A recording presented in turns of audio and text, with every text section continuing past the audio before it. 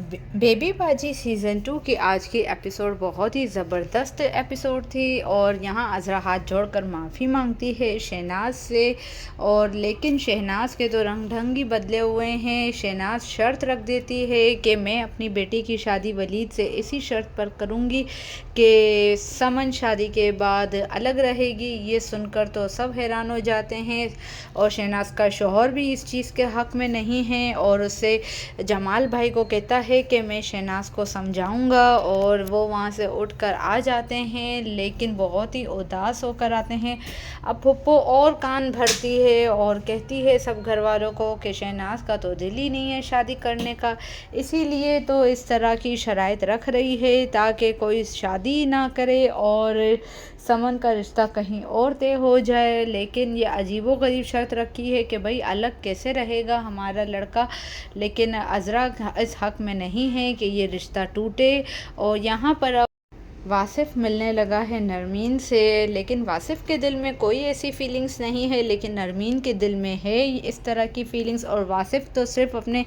Business की वजह से मिल रहा है नरमीन से, लेकिन नरमीन का इरादा कुछ और ही है क्योंकि वो वासिफ़ को शुरू से ही पसंद करती है।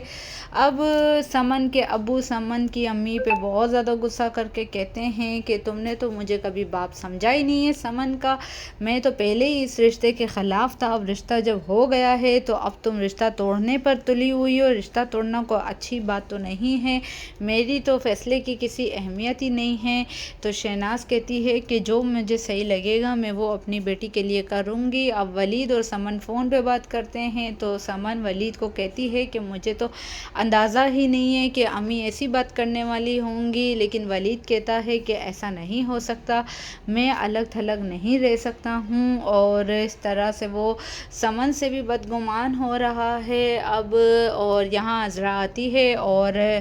माफ़ी मांगती है वलीद से और कहती है ये सब कुछ जो कुछ हो रहा है मेरी वजह से कि हो रहा है, लेकिन वलीद अज़रा भाभी को कहता है कि नहीं, अब माफ़ी ना मांगे, ये सब कुछ आपकी वजह से नहीं हो रहा है, इसमें आपका कोई कसूर नहीं है। अब यहाँ सायरा करने लगी है अस्मा की बुटीक में हेरा फेरी और कहती है कस्टमर को कि अगर आप कैश पेमेंट करेंगे